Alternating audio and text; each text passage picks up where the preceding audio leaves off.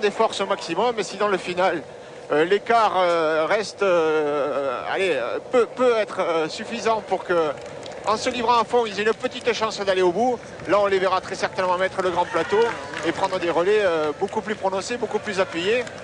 Mais pour l'instant, aucun changement dans l'attitude des deux échappés qui continuent à valer les kilomètres à un petit rythme. Et ils sont à Ribémont, les deux échappés, fief des comtes d'Ostrevan, qui ont joué un rôle fondamental dans l'histoire de la région. Et c'est aussi Ribémont à la ville natale de Condorcet, ce mathématicien et philosophe dont la pensée politique a eu une influence majeure dans le développement des institutions démocratiques de la France. Père spirituel de Laurent Fignon au niveau des maths. Non, si vous maniez le chrono et... C'était un surdoué comme lui, mais les maths, bon. Et en Picardie, il y a beaucoup de Ribemont qui en général ont leur... se rallongent avec la rivière qui traverse le village, comme Ribemont-sur-Ancre par exemple, dans le département de la Somme. Et là, nous sommes encore dans le département de l'Aisne. Et pour un petit moment, puisque nous allons passer 80, les coureurs vont traverser 80 km de ce département. Avec tout à l'heure le sprint bonification, le 3e à Achery. On fera à peu près 30 km dans l'Oise, Thierry. Et demain, nous repartirons du département de l'Aisne, puisque nous quitterons la Picardie de Villers-Cotterêts, direct Joigny, près d'Auxerre, dans l'Yonne. Une étape un petit peu différente, un peu plus courte, 193 km. Ce sera sans doute un peu plus difficile avec 4 côtes de 4e catégorie. Et c'est l'un des derniers moments où les sprinteurs peuvent rêver, quoique sur une 4e étape, ce n'est pas sûr, car ensuite, entre Chablis et Autun, là, il y aura des moments importants avec l'arrivée notamment des côtes de 3e et de 2e catégorie. Ce sera une autre histoire entre Chablis et Autun. Et là, on parlera sans doute un petit peu moins. Et là, en discussion, vous l'avez reconnu, c'était le plus combatif hier. 147 km d'échappée, le grand Marcel Sieberg, le coureur allemand de l'équipe Milram. Avec Markus Burghardt, le coureur de la T-Mobile. On parle entre coureurs allemands, ça va de soi. Voilà, les coureurs passent maintenant à Lucie avec son église, l'église Saint-Rémy et Saint-Laurent. Son vrai nom d'ailleurs, le vrai nom de la localité, c'est Lucie-le-Bocage, qui vous salue.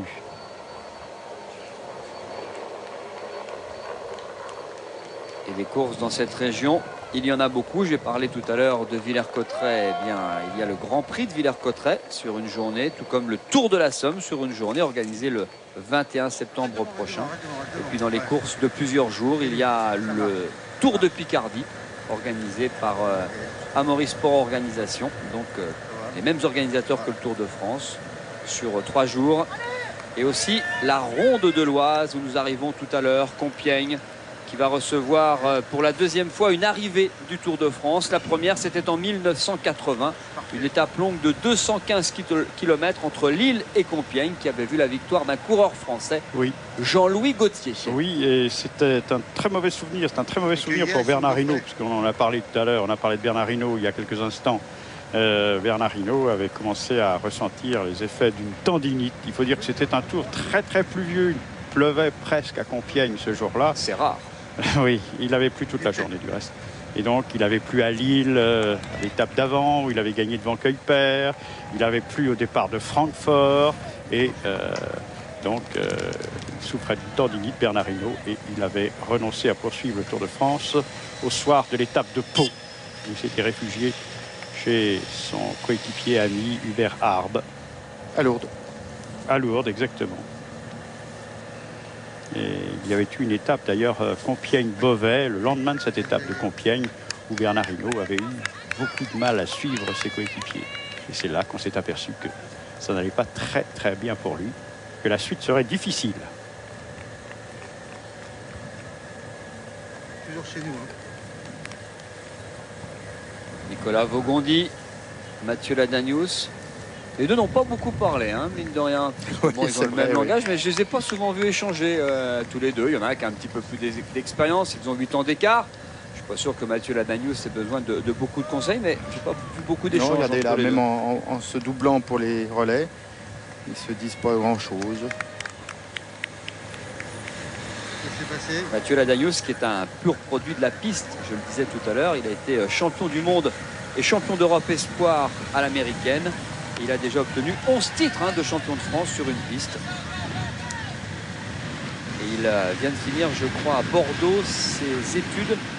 Il a préparé un DUT en hygiène, sécurité et environnement.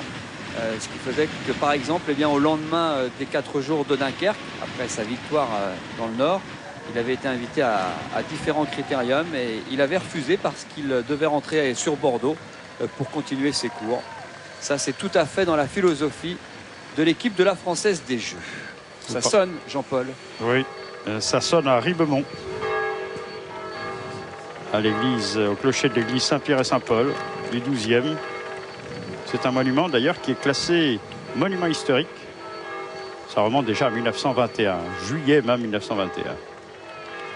Il y a une ancienne abbaye également, l'abbaye de Saint-Nicolas-des-Prés, en partie du 11e. Nous sommes toujours ici sur les rives de l'Oise et du canal de la Sambre à l'Oise. Traversée de village, Ribemont, peloton Patrie étiré. de Condorcet aussi, nous l'avons dit tout à l'heure, mais nous le répétons. Ribemont, 2000 habitants, peloton un peu plus étiré. Laurent Belay, légitime toujours lorsqu'on traverse une ville ou un village.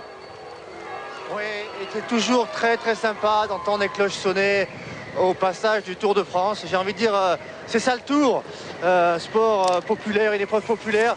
Le peloton qui a très légèrement accéléré, mais Thierry, aujourd'hui on aura vu des images très très étonnantes derrière. Tout à l'heure, 3 coureurs à l'empresse sont arrêtés. Il y en a 2 qui faisaient un petit pipi. Et le 3e, Corioni, était allongé dans l'herbe. Et regardez le ciel au soleil, un petit peu comme s'il avait été sur une plage. Ça, c'était vraiment une image très très étonnante. Et puis, autre image, elle, assez différente, c'est Vino